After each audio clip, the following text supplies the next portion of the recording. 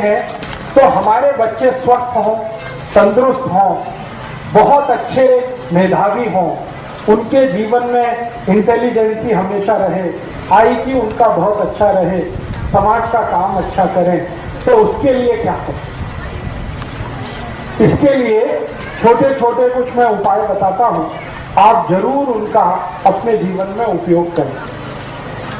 सबसे पहला उपाय है किसी भी आई को और किसी भी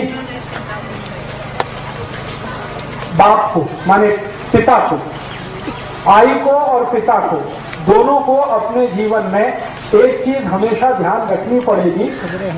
अब भी अगर उनको बच्चे स्वस्थ, तंदुरुस्त, तेजस्वी, तपस्वी, संस्कारी और समाज का काम करने वाले ऐसे बच्चे अगर चाहिए, तो उन बच्चों को पैदा करने से पहले उसका नियोजन करना पड़ेगा। बिना नियोजन के जो बच्चे होते हैं वो ज्यादा से ज्यादा दाऊद इब्राहिम होते हैं।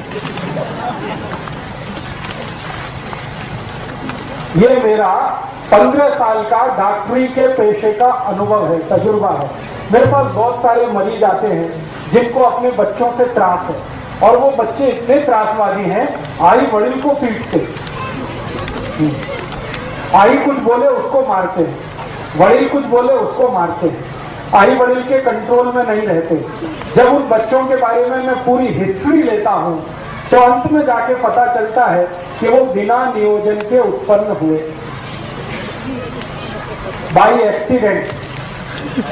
हाँ, तो मेरा आप सभी को ये विनम्र निवेदन है कि जिनको अपने बच्चे तेजस्वी, तपस्वी, संस्कारी, समाजकर्मी, राष्ट्रवादी, धर्म के प्रति श्रद्धा रखने वाले, आई वड़िल की सेवा करने वाले ऐसे बच्चे अगर चाहिए तो उसके लिए नियोजन करना पड़ेगा।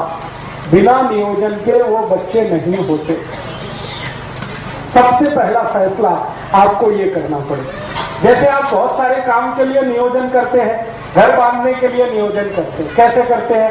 एक एक पैसा बचाते हैं, जितनी पगार है उसमें से पैसा काट काट के बचा के घर बांधने का नियोजन हमारा होता है। ऐसे ही हम नौकरी के लिए बहुत सारे नियोजन करते हैं, तो ऐसा ही नियोजन आपको करना है। ठीक है? अब नियोजन क्या करना? नियोजन करना है, ये पहली बात ध्यान रखिए। बिना नियोजन के बच्चे होंगे तो मैंने आपको बताया वो संस्कारी हो नहीं सकते। और आज के समय में दुख और दुर्दैव की स्थिति ऐसी ही है कि ज्यादा बच्चे बिना नियोजन के ही हो रहे हैं। इसलिए आई वड़िल भी परेशान है, समाज उनसे परेशान है, देश भी उनसे परेशान है। ये त्रासवादी, आतंकवादी, देशद्रोही, ये सब हमारे ही अपने बीच के बच्चे हैं, लेकिन ये कैसे त्रासवादी हो गए, कैसे देशद्रोही हो गए? बिना नियोजन के होने के कारण। तो नियोजन करना पड़ेगा। अब नियोजन में क्या क्या करना पड़ेगा? सबसे पहला नियोजन, संस्कारी बच्चा अगर चाहिए, प्रतापी बच्चा चाहिए, आपको समाजकर्मी चाहिए, धर्मनिष्ठ चाहिए, राष्ट्र प्रेमी बच्चा चाहिए, तो सबसे पहला नियोजन संयम पालना पड़ेगा। ये सबसे पहला नियोजन। बिना संयम के अच्छे बच्चे नहीं हो सकते। तो संयम आपको अपने जीवन में रखना पड़ेगा। और वो संयम रखने का तरीका क्या है? संयम रखने का बहुत सरल तरीका है, ज्यादा समय ब्रह्मचर्य का पालन करना। ब्रह्मचर्य संयम पालने का सबसे बड़ा तरीका है, सबसे आसान तरीका, ये ब्रह्मचर्य का पालन करना। अभी मेरा जो फिजियोलॉजी और एनाटॉमी का अभ्यास है, विज्ञान का जो अभ्यास है, उस अभ्यास के हिसाब से मैं एक जानकारी देना चाहता हूँ। इस जानकारी को आप गंभीरता से सुने, स्वीकार करें। स्त्री के लिए संयम पालना बहुत आसान है, पुरुष के लिए नहीं। माने क्या है, ब्रह्मचर्य का पालन किसी स्त्री को करना हो तो वो बहुत आसानी से कर सकती है, पुरुष के लिए ये संभव नहीं होता। क्यों? इसलिए कि ईश्वर ने स्त्री का शरीर ऐसा बनाया है जो पुरुष से ज्यादा अच्छा है क्वालिटी में। कुछ ऐसे हार्मोन्स हैं, कुछ ऐसे केमिकल्स हैं जो स्त्री शरीर में ही है, पुरुष शरीर में नहीं है। और वही हार्मोन स्त्री को ब्रह्मचर्य पालन करने में मदद करते हैं। तो स्त्री को ब्रह्मचर्य पालना अगर करनी है तो वो उसके लिए बहुत सहज है, सरल है, बहुत आसान है। जैसे हमारे जीवन के बहुत सारे काम हम सहजता से और आसानी से करते हैं, वैसे ही ब्रह्मचर्य का पालन और संयम का पालन किसी भी स्त्री को बहुत आसान है। पुरुष को उसके लिए प्रयास करना पड़ता है, स्त्री वो बिना प्रयास के ही कर सकती है।